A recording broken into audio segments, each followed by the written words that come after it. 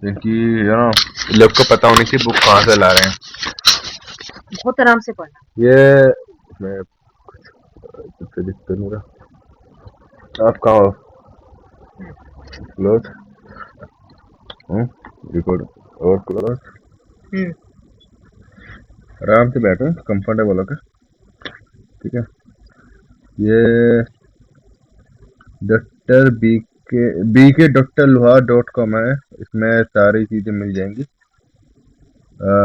जैसे ओल्ड मुरली को देखेगा, पुरानी मुरली वगैरह, हिंदी इंग्लिश जिस भी लैंग्वेज में देखना चाहो। चलो किताब पढ़ते हैं। कहाँ से डाउनलोड करी थी?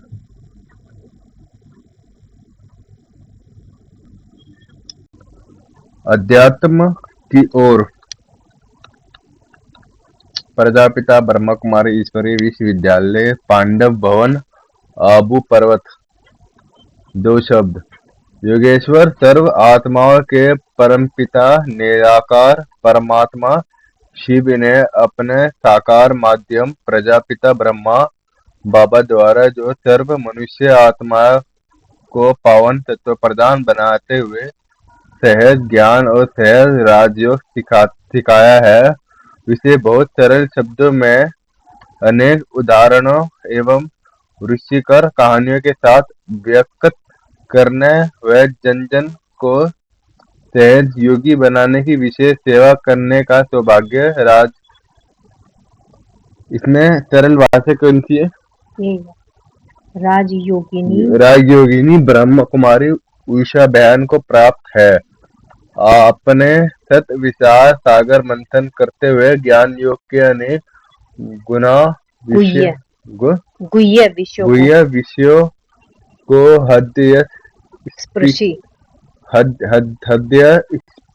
इप्सी बनाकर अपनी सरल मधुर वाणी द्वारा व्यक्त करके उसे प्रकाशित करने का एक अनोखा एवं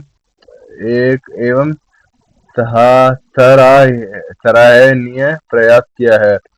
आशा है योग के गहन विषयों पर आधारित इन प्रवचन माला की पुस्तक द्वारा पाठकगण सहज राजयोग के यथार्थ रूप को समझेंगे तथा कर्मों का गहन गति को जानकर अपने जीवन को श्रेष्ठ व चरित्रवान बनाएंगे।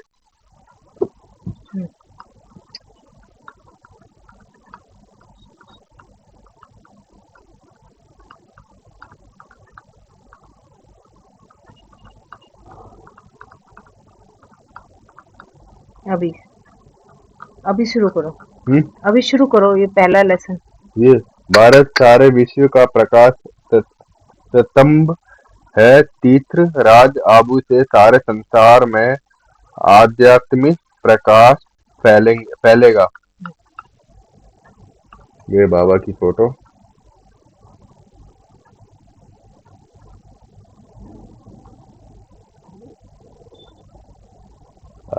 स्वैग बाबा अपने बाबा के तन में स्वच्छ शिव बाबा होंगे जो फोर्स चश्मा पहन रहे होंगे, हैं? हो सकता है।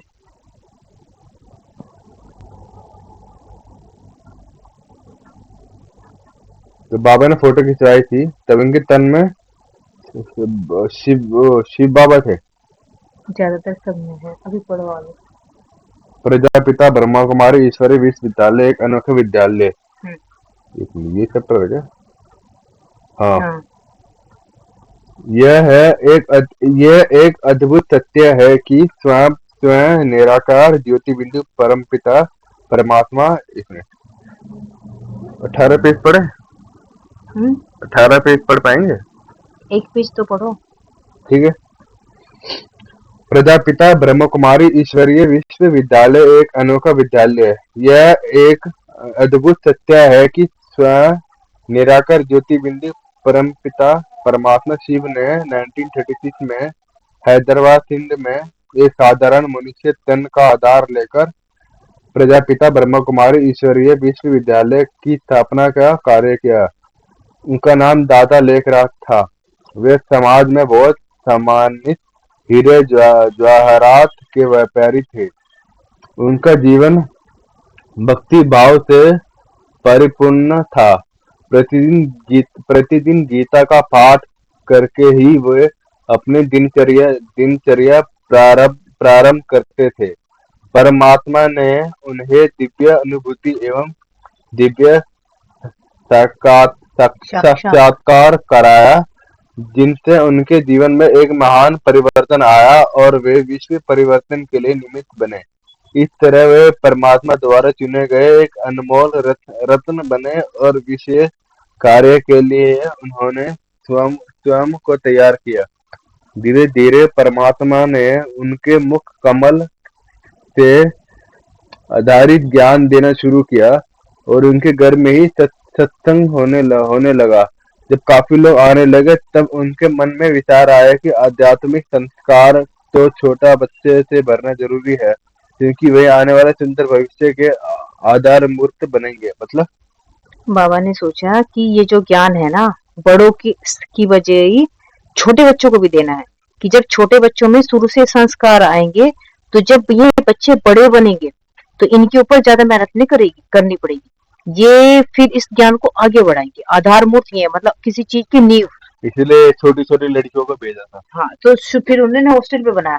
पहले बड़े आए, फिर छोटे भी आए। उन्होंने 1937 में कराची में एक बोर्डिंग स्कूल खोलने का संकल्प किया। इसके लिए उन्होंने 5 बहनों का ट्रस्ट बनाया और अपना तन मन धन संबंध और संपूर्ण संपत्ति का समर्पित कर दिया। वह छोटा सा बोर्डिंग स्कूल धीरे धीरे विश्वविद्यालय में विशाल वटवृक्ष का रूप लेने लगा। प्रजापिता ब्रह्म कुमार ईश्वरीय विश्वविद्यालय की पहली मुख्य प्रशासिका मतेश्वरी जगदम्बा सरस्वती को नियुक्त किया गया। भारत पाकिस्तान के विभाजन के बाद 1950 में पिताश्री जी को परमात्मा का दिव्य संदेश प्राप्त हुआ कि भारत अविनाशी भूमि है और आने वाले समय में भारत सारे विश्व के लिए आध्यात्मिक प्रकाश स्तंभ बनेगा, क्योंकि यहाँ से ही आध्यात्मिक प्रकाश की किरणों सारे विश्व में फैलेंगी।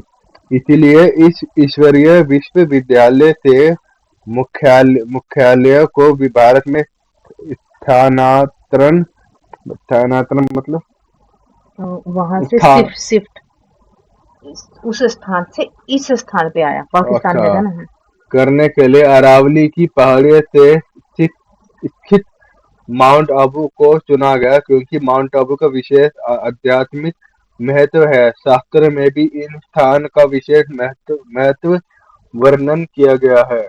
कहा जाता कि आबू नाम माँ अरबुदा देवी माँ सरस्वती का ही दूसरा नाम है।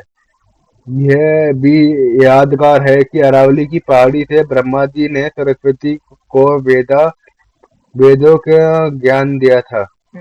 ये शास्त्रों में भी है लिखा हुआ। और इस ओर आगे बढ़ने से ठीक है। यह भी माना जाता है कि आबू की गुफाओं में 11 बजे तक पढ़ते हैं, ठीक है। यह भी माना जाता है कि आबू की गुफाओं में कई ऋषि मुनियों ने तपस्या की हुई है और अत्रि ऋषियों एवं सती अनसुनाइया ने भी यहाँ तपस्या की है। कहा जाता है कि अरावली की पहाड़ी में पांडवों की अंतिम तपस्या पूरी हुई थी। ऐसी अनेक आध्यात्मिक गाथाओं का वर्णन शास्त्र में है।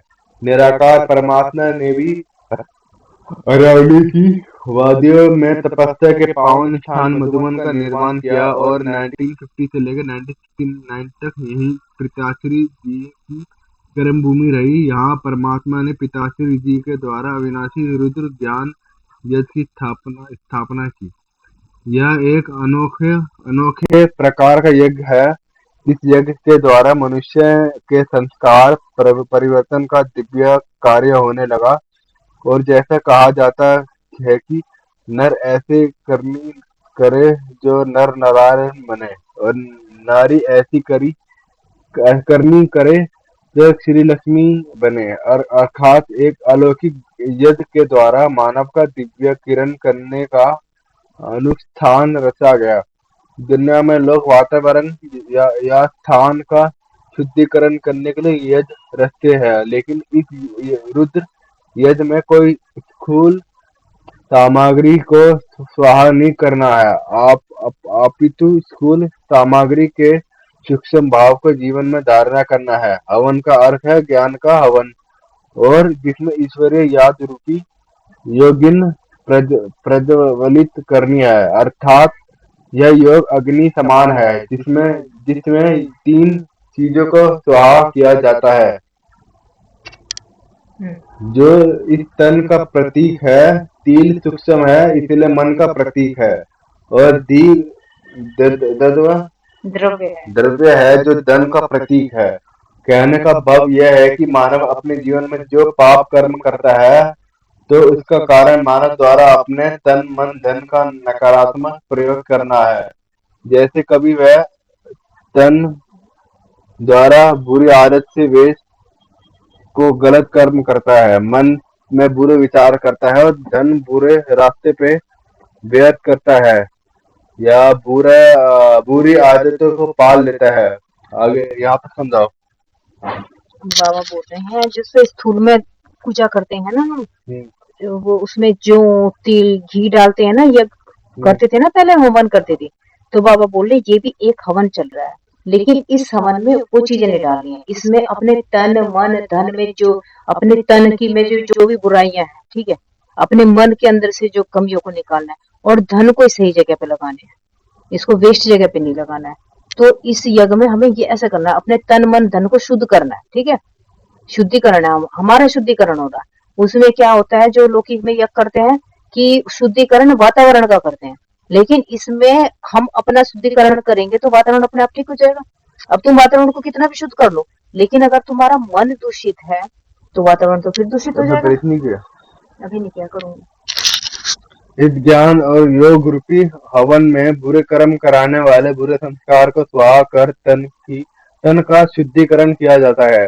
नकारात्मक विचार करने वाले बुरे स्वभाव को स्वाहा करके मन का शुद्धिकरण और बुरी आदतों को स्वाहा करके धन का शुद्धिकरण किया जाता है। इस तरह ज्ञान और योग की शक्ति से तन मन धन का शुद्धिकरण और श्रेष्ठ संस्कारों का दिव्यकरण हो जाता है। इसे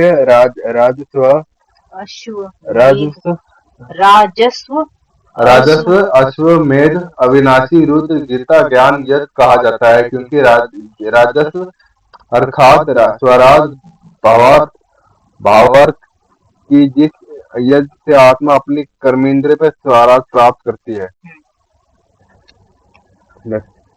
ठीक है, बंद कर दे, स्टॉप कर दो।